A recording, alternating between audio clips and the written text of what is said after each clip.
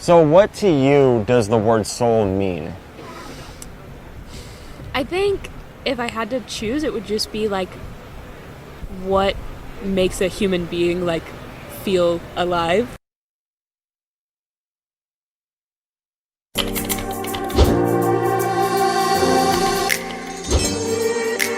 Welcome to another episode of Atheist Vanguard. I am Derek Hawke. I'm Rachel Watson. I'm Shane Isgrig. Awesome. Join us today. We're going to be discussing the soul, the actions of the soul, and consciousness.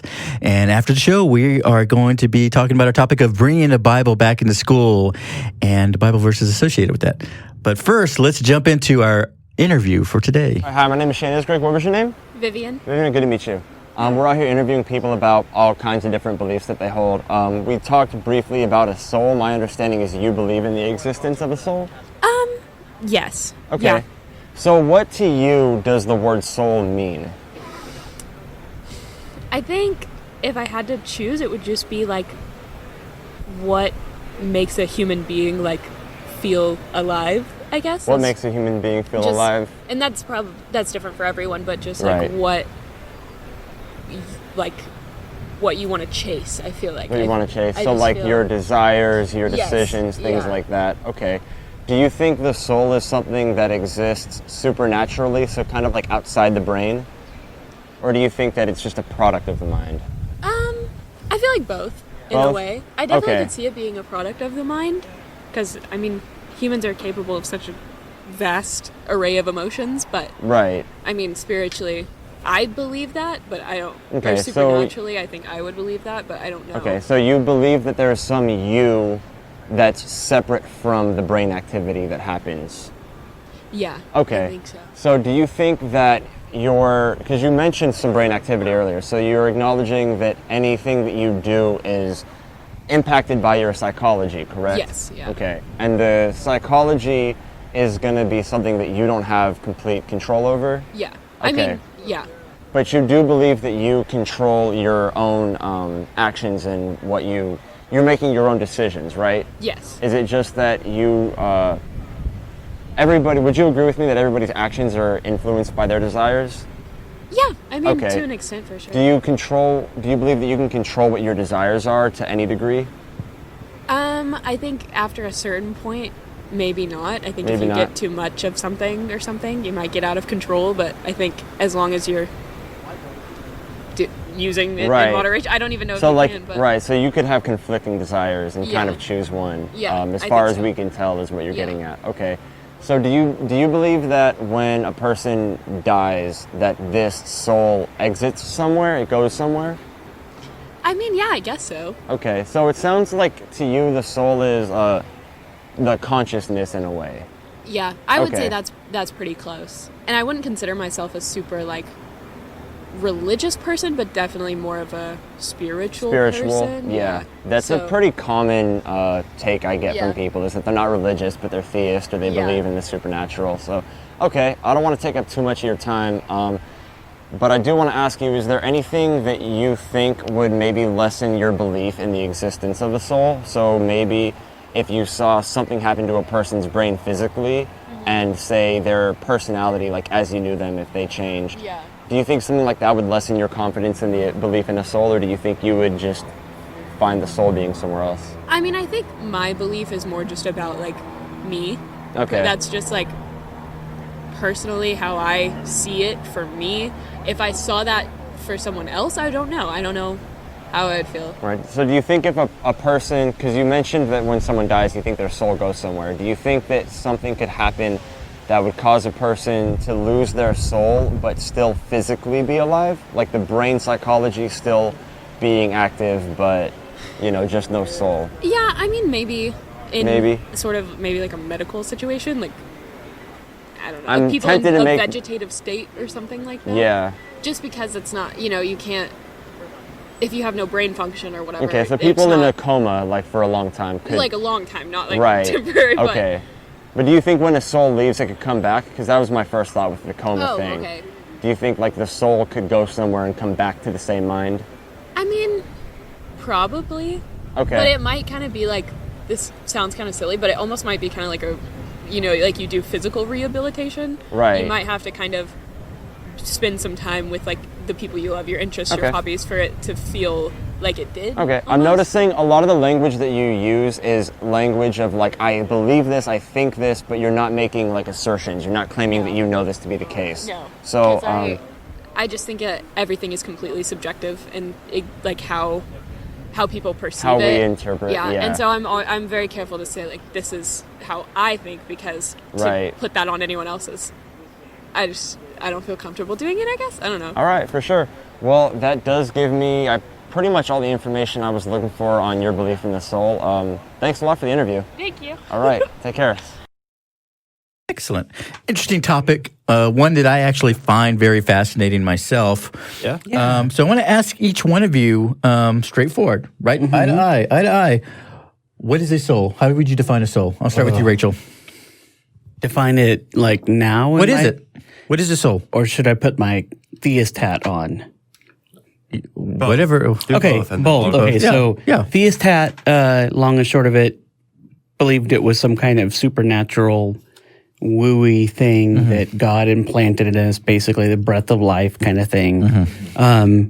But it was this, magical, if you die, it goes somewhere, you live on. No one likes thinking about death. But and nowadays, being an atheist, I'm not convinced that the soul even exists. It is a conversationally fun topic to talk about. But yeah, for me, there's no evidence of souls. It's all brain states. You can damage the brain and affect people's moods. People have had like crazy brain tumors that have made them like criminalistic kind of, or I don't know the exact word I'm trying to say, but Different personalities. different personality, essentially, yeah. And you have somebody that's willing to do crime, essentially, and then they repair it. They get surgery, take the brain tumor out, and you go. Yeah, you can burn away certain parts of the brain and affect behavior. Right. We used to do lobotomies for like criminally insane and stuff like that. Yeah. Shane, what is your take on the soul? How would you define it? I would define a soul as the most certainly dead concept in all of philosophy, but to be more precise true. than my own personal definition, I think that when people talk about a soul, what they mean is this idea of your own consciousness, some you Right. existing outside of the physical realm of your brain. Yeah. And I find it very interesting because I remember what made me start questioning the existence of it. So when I learned about amnesia, when I learned that somebody could have something physically happen to their brain and all of a sudden they don't remember anymore. Because Right. my idea of your memories was that they were in your soul. Your soul is what had all of that, right? Yeah. And it started raising questions of, do people who get amnesia go to heaven and just get all of their memories back? How does that work? Yeah. So the Right. soul is really this idea that there is this you, this consciousness that exists independent of the brain itself. What's interesting is when I asked Vivian about it, what she said was that I think it could be both. I don't think it logically makes sense to say that they could be both, but it seemed like to me this is a conversation, this is a topic she hasn't particularly put a lot of thought into. Right. And she Right. does seem like an intelligent person. So Yeah. I actually think that this conversation might have been very productive. I wouldn't even be surprised if it influenced her to lose the belief in the soul. But the idea is interesting to me because we know a lot about how the brain works, right? I mean, I could tell you that melatonin is what makes you tired. We can prove that dopamine causes euphoria. We could prove that serotonin causes happiness. We can Right. prove which chemicals in the brain do what. So this idea that there's something outside of that exists in that is a little bit bizarre to me now that I look at it. And not only that, but it is We're something. kind of characterizing beliefs of the soul, because I had a curveball thrown at me once I became atheist. Is my ex that I was living with told me that he believed that the soul was like this, like your brain was this supercomputer that connected to your soul. That's how it kind of like lived on by uploading. Yeah. He was a computer guy, so Yeah. talking computer terms, but kind of a thing. But yeah, if you believed that like your brain is yourself, but a soul is like a backup of yourself, I don't know. You could kind of come across as it being both supernatural. When I thought about it when she asked, it reminds me of the question people ask when people ask, "Where do you go when you die?" They're asking, "Where does your soul go?" Because they know that your brain activity ends. Right. That's how we determine that a person's dead is through their. I mean, a heartbeat's a good way to indicate it, but really, but you're still brain activity. So let me ask you this. You know, with your comparisons you did, so you have that the soul is like a hard disk drive of your memories of self, like a cloud backup of your, exactly. Yeah. And so in the real world, when we have the cloud, you know, that data is not physical data, yet it exists. Right. So they're using that same kind of, or the same comparisons can be made with the soul. What do you say about that? You know, like where you have gigabytes and gigabytes of data that don't physically exist. And so they're saying the same thing about the soul. It's actually pretty much the same analogy I was going to go with, because people tend to ask, you know, where do you go when you die? Well, and it's a lot like asking where a computer goes when it stops working. Yeah. Because when you upload to the cloud. Well, right. Well, we have an explanation for what causes that computer's memory, right? Right. And when all of that electricity operating inside the computer stops, that computer's memory, all of that stuff in there, it stops existing. Or you don't need electricity for memory, but you know what I mean. Right. Well, the point is, when a person's brain stops operating, what made their memories, what made their personality as they are, no longer exists. Yeah. So it's really, believing in a soul is assuming that an effect of something exists when we know the cause of it, and you're saying that when that cause stops, that effect continues to exist. Yeah. So that's what that is. And I was just pointing out how someone could believe both being it natural and supernatural at the same time. It's not what I believed when I was a theist, and that was a new one to me when my ex said it. I was just like a bit stumped at first, because I was just like, holy crap, like that is such an odd belief. Like your soul is like this cloud backup. Yeah. It violates the law of non-contradiction. Right. I mean, it's kind of like, which is it, you know? But even with the cloud analogy, we are actually able to go in there, repower up this computer, access that data, put it in another location, and then read that data. That's not possible with a human person. And these things still physically exist. And they still physically exist in some way. Well, that's been explored pretty heavily in sci-fi and pop fiction and stuff like that. Yep. They have shows. Altered Carbon is a great show on that they found some kind of like alien technology that they can put your consciousness in and literally swap that from body to body. Yeah. And Isn't that your cartoon you were talking about? No. Altered Carbon. No. The Futurama is what I was mentioning. No, but that's before. No, it's like a little, I forget what they call it. It's been a while since I've seen it, but they have this like little, I mean, what makes up you is stored on this little device. And they really have like, the ultra rich have like, bodies they can choose from, like what they were going to be that day. It's just a Netflix show, TV show. Okay. It's a really interesting concept, and it's been throughout history. You know, in our literature, we always had stories regarding the soul. You know, like what is the soul? What does it contain? The value. Apparently, the devil really likes the souls and is out on going around trying to buy people's souls. Right. Play and fiddles. Right. Well, it's a word that has more than one usage, because people can use it like either of you are familiar with what soul food is. They name it that because they're saying people are putting their soul into that meal. Their love into it. Yeah. Soul music. It's like, what do you season it with? Soul Train. I put some paprika in it and a little bit of love. Bam. Yeah. Bam. I was only mentioning that. Let's talk about, again, so we're talking about this. She says that it makes you feel alive. Her soul makes you feel alive. Yeah, that's what I was going to talk about. Yeah, go with that, Rachel. Oh my gosh, you almost called me Shane. I did not. She mentions the soul exists somewhere and its consciousness, and then she mentions when asked if a soul can be lost or leave and then come back to the same person.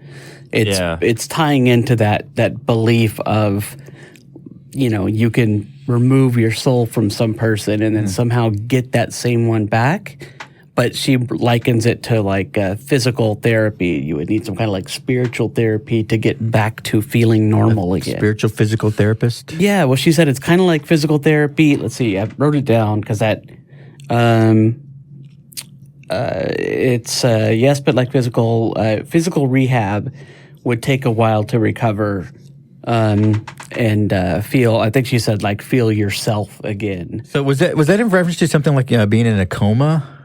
No, I mean, it was, I think that was in how it started off. I don't think she used the word coma, but she's in medical situation or something. It seemed like she was describing something akin to being in a coma. Yeah, I got a little lost in that area, kind of what she was kind of directing her soul comments to. I know they were very soulful. I don't know. Yeah, well, because what I asked her was, could a person's brain be alive without a soul? Right. She said maybe in a medical situation, like a vegetable state or like a vegetative state. Yeah. But yeah. So if somebody was in a vegetative state and they recovered it, and so would that mean that their soul returned? That's kind of what I was trying to that makes sense. Now that I'm understanding a little bit better now. But then I almost made the joke, and I am going to make it now, but I was kind of asking if a brain could be alive without a soul. Right. And, part of me wonders if that's our explanation for gingers. Because gingers don't have souls. I do actively believe that, but I don't believe anybody has a soul. Right. I don't believe Gingers anybody are like has a soul, but I like putting emphasis on the fact that I don't believe that gingers have souls. Just, it works. I think if there was a soul, gingers would definitely have Why souls. do you think that? What about a soul existing makes I gingers automatically have I one? put gingers on a pedestal. That's all it is. It's you admitting that you have a biased reason. Oh, no, I admit for gingers sure. should have souls. That's my, Sorry, gingers, you don't have souls, but don't worry, neither does Rachel. Yeah, no, join the club. I definitely don't have a soul. Alrighty. But, it's that weird sloppy I'm going to put a stop to this ginger bashing. No ginger bashing. I'm not bashing anybody. Yeah, but anyway, so the coma thing, so she believes, and she kind of alluded to that if he woke up, he or she woke up out of this coma, they would wake up and be themselves. Their soul came back to them. Yeah. But See, that's what I thought she was talking about the rehab. I know, yeah, she was talking about it like that. Like you would get your soul back, but you would have to do like rehab to get back to being yourself again. I don't think she was, I don't know if I wrote that down, but I think she was talking about a form of rehabilitation, like not like legit rehab. No, for sure not legit rehab. She's talking about some kind of physical therapy kind of process. But I've always wondered, because I've known people who believe in heaven and hell, but they also believe in ghosts. And they usually tend to say that the ghosts have to like close ties and all that. But how could they do that as ghosts? Right. I just feel like if I need to close ties, I should be able to You can't interact with the world. Yeah, I should be able to talk. Well, you can haunt a room or a house. Yeah, but there's no a situation. Like, that doesn't make things right. Only until they don't demolish the building and build something new that the ghost wouldn't know about. Tell you what, Shane, I'll do you a favor. When I die, I will haunt you, and we can experiment on that. And if I'm glad that was Shane and not me. No. Could you just do it in a way that I know? You'd be a poltergeist. You will know. He would be a poltergeist. That's all I ask. And you'll know. And if I have time, I'll haunt you too. If you think you want to stay in an apartment with me, ghost form or human form, you will move out. I promise. Yeah, you'd move out. I promise. On your own choice. You would go. I promise I will not manifest as mist, though. As mist? Okay. That works. You'll just manifest as a dark shadow when you're laying in bed. No mist because he won't see me. But can't move. Let me finish up on this one. She was saying that the soul can come back, so that's like her, soul coming back to a person. But in a real world scenario, if they did have some kind of brain damage or something that was leading to this, they could come back as a different person. So would she also believe then that, your soul can come back, but it doesn't have to come back? You might get a different soul. And then it's kind of a crapshoot. It's like, well, why was I this soul up until, my life until I, got in a car accident and was in a coma. And then after that, I'm a new soul. Makes sense. I don't know. I have the soul of a very attractive person and also a billionaire. I just happen to be, neither. You basically are describing you have the you want to be Batman. And, well, no, it's he could be in a car accident, go into the hospital, and come out with Batman's soul. Well, right. Don't I deserve equal credit for anything that I've done if I'm the same soul, even if I did it in a different body? How would you get a different soul? I mean, this is a new concept for me. I always thought that you're kind of that body is tied to the soul. But she did say we're talking about demon possession. Well, she was saying that she thinks your soul doesn't necessarily have to come back to this planet. She was saying your soul could go somewhere else, right? While your body's still alive. While your body's still alive. Okay, well, and that's what I was pointing out. Is she's saying that happens essentially, and then your soul can come back to you.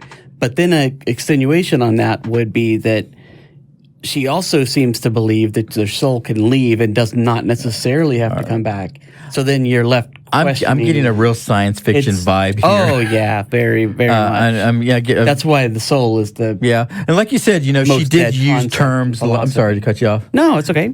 She did use terms like I believe, I think. Right. Yeah. And she wasn't claiming that she knew about the existence of soul. And I mean, when if you watch the interview, it seems like it really caused her to think about it. Yeah. And I wouldn't be surprised if this conversation helped her on her journey to losing this. Yeah. Well, that's the street epistemology approach I think it worked out. I believe that Vivian was being honest with not only me, but with herself. Do you think that she was kind of coming up with some of these things on the fly?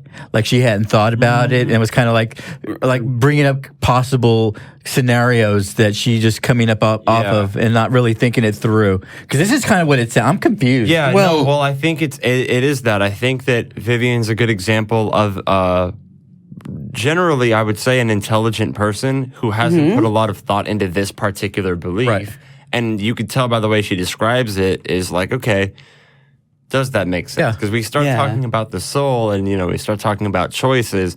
And I didn't use the words free will, but I kind of started asking her if she thought her choices were her own. And, you'll notice when I asked her, if her desires influenced her decisions. And then when I got onto that path of like, okay, but do you control what your desires are? She was like, to some point, no. Well, so I never got to tell you what I believe a soul is. Or what do you believe a soul is? This question is for you. Yeah. As growing up, I grew up, with theists as well. We believe that it was where that sense of you existed, where those ideas of right and wrong. It was outside of the brain. It was something. It was an early stage of that new spiritual body that you're promised to get in the afterlife. It was also a means of it was like a representation of a scorecard as well. All your deeds were kind of marked on your soul, so you could actually mar your soul. You could actually contaminate it. You could actually spoil it. So again, even if I lived a horrible life or a good life and then got amnesia and did horrible things, it still was maintained a record of my deeds, which I would have to be accountable for in the afterlife on Judgment Day. But then you get into concept of salvation, you get into concepts of being washed in the blood, which would wipe away all those mars on your soul. So it was a whole philosophy on it. And I can see why this is a very popular topic in literature, both past and present. And it kind of follows that same type of formula of this soul and the importance that a lot of philosophical and storytelling structures actually follow. Well, I think it's really good for storytelling as well, because you can throw the soul concept out and then let the reader apply their belief of a soul. But I think what happened in this scenario is it's what happens a lot in Christianity, especially from my era, is you would get introduced to these topics very early on as a kid, and you just believed them, and you really didn't. You would go to the only Bible I've read is from the pulpit, where the pastor gets up there and it's like, today's Bible verse, and then like 3/4 of the time I was tuned out because it's some bullshit story about Jephthah and Josephah and Josephina and Joe drove on down to Israel and, had a fun time. And something bad happened. Biblical names are quite the names, aren't they? Yeah. You ever just listen to an audiobook? I've listened to audio Bibles before in preparation for my debate, and just listening to like Mahuzafit, Sporge. I know. You have to. You're Methuselah, right? Oh, and the begats. No, that's Skip Simba's the dad. begats, but that's like that. That's Simba's dad. Masufafafa. Masufafafa. So I'm going to ask you a question, and I'm actually have to answer. For me, the answer is going to be yes. Have you ever tried to sell your soul? Yes.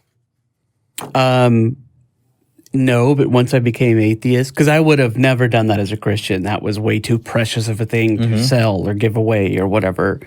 As you mentioned, the Bible or the Satan character trying to hoard souls and play fiddles and meet you at the crossroads and all that fun kind of stuff.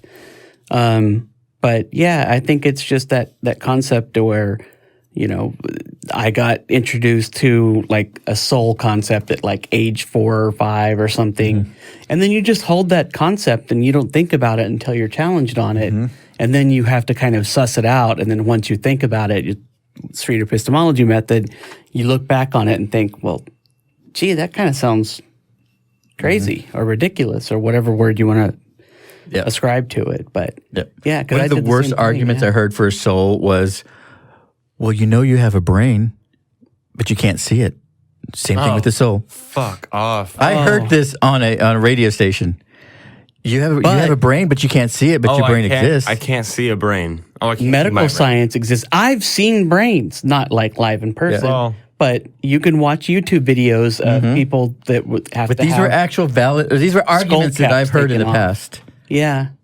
No, we can. You don't see can't it see like air, when you look in the mirror. There. It's interesting to me though, because like you see somebody who's had a stroke or any like serious, physical injury to the brain, and their personality changes so much that it's hard for me to understand why anybody could think that there's something other than the brain making that person what they are. Yeah. You see how much their personality changes just because something physical happened to their brain. So you see that their personality changes. How does a soul exist? Because you would almost have to assume that, say somebody who's had a stroke, right? And they have a huge personality change. No, it's the same brain, so of course it's the same Or person. not even with stroke, but just general aging. Right. Just that. Well, there's the question of like, does a person go to heaven and have the personality they had before the stroke? Right. Or before they got amnesia? Because I've had this thought of, if you were to be a Christian your entire life, but then get amnesia at the end, and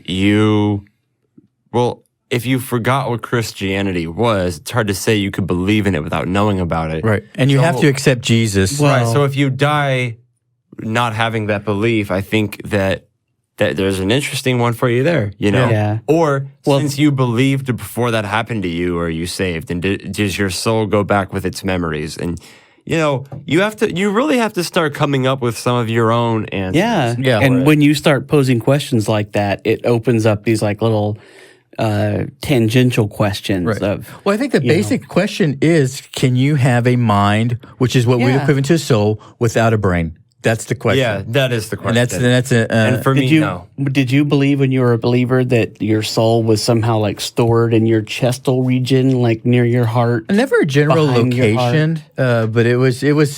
There was no general location, and it was basically me. That inner voice in my head, that was my soul. The thing that told me that I was a sinner and I was sinning. Not everybody has an inner monologue, by the way.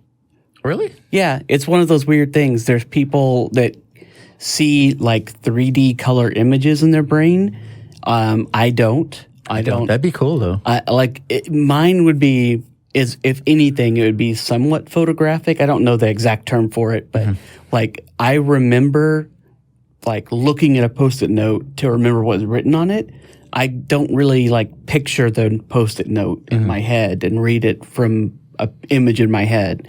But I do have a running monologue, and I thought that was my soul, or how my soul connected to God and how God answered us and all that kind of stuff. It's an But interesting take on the soul. yeah, but then once you start questioning, what I was pointing out is you get all these little sub questions, these little Russian nesting doll of questions. You're like, well, if you're going to say yes to this, what about this topic? But if you say no to that thing, it's like that brings up another question. It's it just Yeah. What do you think about the tie between souls and emotions? The tie between souls and emotions. Well, I think to a person who believes in a soul, the soul just has emotions. Is it the source of emotions, you think? That's a good question because they do believe in the brain. They do acknowledge. If you ask someone who believes in a soul, they'll agree that depression is a result of a chemical imbalance. So that's a really good question, and I think you would get different answers depending on everything that you asked. Yeah, because you see a lot of in terminology, like you see something really sad that hurt my soul, or I actually use the word soul in that context. I do too. Me too. I use it, and I don't literally mean I believe in a soul, but I said this to Jamie the other day, when I'm at work and I have to Watch Jamie work. Yeah, if something is That hurt your soul. If something. That's actually great. That's better than what I was going to say. I was going to say, though, if I have something that's damaged, so, it can't be sold because the package is damaged and I have to throw the inside of it away. It's like a lot of fruit in it or something. Right. Oh, it hurts my soul to throw that food away. Right. Yeah. Right. And even though I'm an atheist, you know what I mean when I say it hurts my soul. It hurts who I am to throw that away. Like It's I just believe, like common language that we throw out. I do that all the time. I say, I'll say something that I've said all the time and then catch myself and come back and be like, not saying that I'm saying the soul exists or something. like I believe in the concept of a soulmate. Not that there's some spiritual connection between me and this person, but that we have extreme compatibility, which can be tied strongly to biological activity. Right. But I do use that term just for lack of argument and people understanding that me and this person are really close. They're my soulmate. Has nothing to do with soul, but again, it's language, it's how we use it. Yeah, it's how we use it for sure. And that actually brings up another question, and I asked you guys earlier, does the Bible reference the soul? Yeah, I believe so. Yeah. In what context? Is it allegorical? In most of the context, it was what we were just talking about, with all of their soul. Yeah. Right. Desire, like all my desire. I think it also talks about souls. No, they do also talk about afterlife souls kind in of the thing. sense of the being. Right. Right. Because whenever they talk about you going into a lake of fire, they really mean your soul going there. Yeah. Right. Yeah. Yeah, I'm in the same boat with that. That sounds correct. It's just I have never read the Bible front to back, and I will admit to that now. Actually, you can get up and leave and start doing that. That's just homework. No, God, no.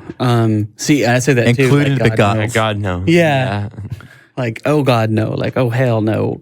No, I listened to one of Matt's arguments. I can't remember if it was made on a debate or a show. They kind of run together sometimes, but he made a comment that was to the effect of, you don't have to learn the Bible.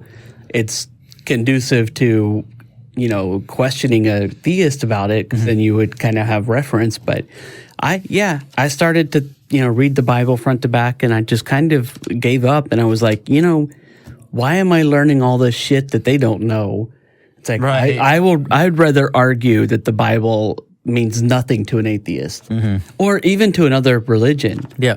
Because, Islam not necessarily. They recognize Jesus as like as a prophet, lesser prophet kind of thing. Yeah, they believe he was a prophet. They don't believe he was God incarnate. Yeah, but I don't think that they incorporate, the Holy Bible in, translated into whatever.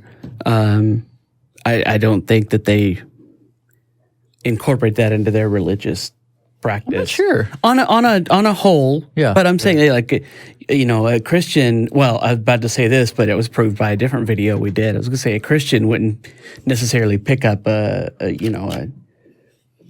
Buddhist teachings or, I don't know. I don't know where I'm going with this other than is proven on this show. Yeah, because we had a topic with a guy that was Methodist or something? Methodist Buddhist. Yeah. Anyways, You know what's funny? The interesting thing that I had that was in conflict with my early beliefs and the concept of the soul, and you might be agreement or at least understand this. I always had a problem when they would say that animals do not have a soul when I was a child. Totally. And again, it was that conceitedness that we were something special and different and more important. You just want to be special because. And when I looked in my dog's eyes, I saw something there, maybe something imaginative, and maybe it's a soul. I don't know, but I always had trouble with that. I mean, concept. Sure. So the problem is, and I had a conversation with a Christian that I know who one time he was like, "Oh, so you don't think you're a soul? You think you're just a bunch of neurons and chemicals in a brain?" And I was like, "Well, you can say the word just, but the complex, what's happening is." Something too complex for you to actually even understand. So to say the word, it's just chemicals and just neurons firing off. Sure, that's what I think. It's just a theory. That's a shitty argument. Shitty but tactic. the problem is, then he ended up telling me he doesn't believe dogs have souls, and I was like, wait a minute. So you think that when you look at a dog, that's just a bunch of neurons firing off, and that's just a bunch of chemicals? And he was like, yeah, and I'm like. So you have examples of brains, them existing, them having different personalities, different preferences, different behavior, and for some reason that can exist without a soul, but you just can't grasp that maybe you don't have one. Is that kind of like a pleading argument? Yes, that is special pleading by definition. Yeah, for sure. We're humans, we have souls. Right. I mean, really, fuck off. Either living things have souls or living things don't have souls. Right. You don't get to pick and choose that, my species does, but these other species what is the don't. line in which something has a soul and not has a soul? Is it arbitrary? It would be completely arbitrary. I mean, I wonder how many people would argue that bacteria, every little bacteria has a soul. Probably most people wouldn't hold to that. No. A virus, It once it becomes a level of consciousness that it's something that they are familiar enough with, that they can go, okay, these have independent personalities, then they might go, oh, there's souls, Right. You don't some ascribe animals a soul are very to a independent, cockroach. and some of them all act the same. So yeah, exactly. Rachel, is there anything else that you wanted to touch on? I don't think so. I mean, we could spend half the day, if not most of the day, talking about the soul and dogs and all kinds of stuff. But I was highly offended. Even as a kid, I was highly offended. I'm still like, my dog. My dog was not. Being a theist kid, knowing that my dog was not going to heaven, I was like offended. Dude, this idea that there's a place where people all go and no dogs go. Yeah. I'll pass on that. Hard pass. That's what makes this world, I can tolerate the existence of people because I have dogs to even it out. Mm-hmm. Right. If I'm in a place with all people, no dogs. Well, you just also happen to have an amazing dog. That helps. Yeah. True. Shout outs to Bob. My dog Shane, was there anything else you wanted to touch on before we wrap it up? Honestly, I did want to take a second to thank Vivian again for the interview that she gave, because I think it inspired a lot of thought in both of us. I think that, it's something that is going to inspire some more skepticism, even if it doesn't lead to her losing the belief. Gave me a lot to think about. So, that's the last thing I had to tie into that. Yeah, these interviews this round have been pretty awesome. Even the ones that I wasn't super interested in, we've made some good videos about. Awesome, yeah. So props to our dogs with souls and our gingers. Before we wrap it up, we're going to take it away. Rachel, tell us about the Bible and people trying to put it into our schools and our lives. Yeah, so that's we're constantly changing our show and trying to mix it up. We know that random Bible verses can get boring and stale and flat and things like that. So what are you going to talk about? But we want to incorporate the Bible, and we want to talk about the Bible in regards to how some Christian nationalists or whatever kind of religious person wants to bring the quote unquote good book into. So let's back up a education. Second. What is a Christian nationalist? Sorry, I just kind of name dropped that, didn't I? Yeah. Christian nationalism is the whole this country is, again, it's not necessarily the belief of that, but it generally means that they believe that the country was founded as a Christian nation and that we've gotten away from that and we should get back to putting the Bible everywhere. Get Christianity back into government, back into politics, back into science class, into the high schools, Make into America Christian again. Yeah, essentially. Just gonna, but they don't passive aggressively leave that comment. And the super quick little retort to that would be, what if this gets voted on or something like that? Because we're a democracy in theory. So how does what you're going to read to us relate to that? Yeah. So no, to finish that up though, it's the Christian nationalists don't think like, oh, what if this was like Islam or Buddhism or Zoroastrianism that's being pushed by the government, and that's happened. They've passed laws and it's come back. What's in the Bible is that appropriate for our children? That's what we're trying to point out. Yeah. We've got a couple of Bible verses. Do we want this book to be in our schools, in science classes, or anything? You know what? I would actually have to argue that I am okay with the Bible being taught in high schools in comparative religion. Yeah, absolutely. Well, there's some controversy in the atheist community over whether or not teachers would be able to teach it properly. That's the caveat for me. But I do think as long as the teachers could have a way in which they're instructed to teach the class, that it can be done productively. Right. But I also, even with the comparative religious thing, that's for a high school level for me. Yeah, to me, in middle school, I don't think you should be allowed to take your Bible to school. And the reason is because any other book that's full of incest and genocide and rape, we wouldn't let a middle schooler take that to school with them. And I don't think we should be making exceptions for religious books. Now, like I said, in a high school, in a comparative religion class, I'm fine with it. In fact, I'm for it. Well, I think in the terms of what we're trying to say, is like the Bible is this pure book of Word of God. So, Rachel, give us some examples of what this pure book has in it. That's what we want to talk about is the quote unquote good book, because they don't say let's take out the naughty bits. Right. So what are you going to read? So in this one, we're going to pull straight from Genesis early on. Talking about Lot and his daughters. My favorite. Lot. Racy. My favorite, yeah.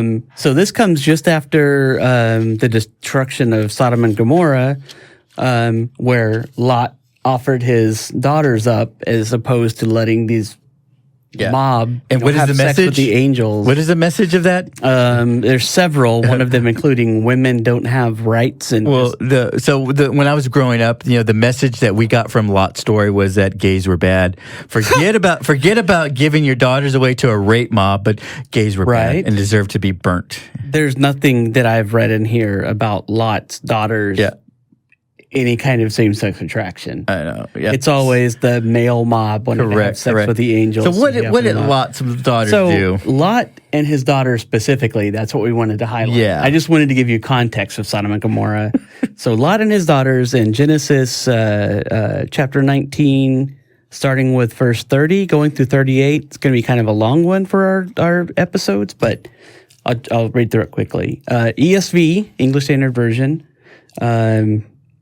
starting at verse 30. Now Lot went up out of Zoar and lived in the hills with his two daughters, for he was afraid to live in Zoar. I don't know how to pronounce that. I think it's Zoar. So he lived in a cave with his two daughters. And the firstborn said to the younger, our father is old, and there is not a man on earth to come into us after the manner of all the earth. There's not a man on earth to come into us after the manner of all the earth. That's sounds stupid. Anyway, come let us make our father drink wine, and we will lie with him that we may preserve offspring from our father. So they made their father drink wine that night, and the firstborn went in to lay with her father. He did not know when she lay down or when she arose. Bullshit. Verse 34, I think he knows when he arose. Yeah. Everybody knew when he arose. The next day, I don't think he gets unrosed. So chapter 34, the next day the firstborn said to the younger, behold, I lay last night with my father. Let us make him drink wine tonight. Also, then you can go in and lie with him, that we may preserve offspring from our father. So she gave her sister sloppy seconds. Sloppy seconds. Yeah. Right, for sure. but that's not exactly how Okay. seconds work. So to be clear, they both wanted to be they wanted to pass on the lineage of their fathers. Right. So they said there wasn't a man on earth that could impregnate them, so they wanted to they wanted to carry off their father's. Yeah.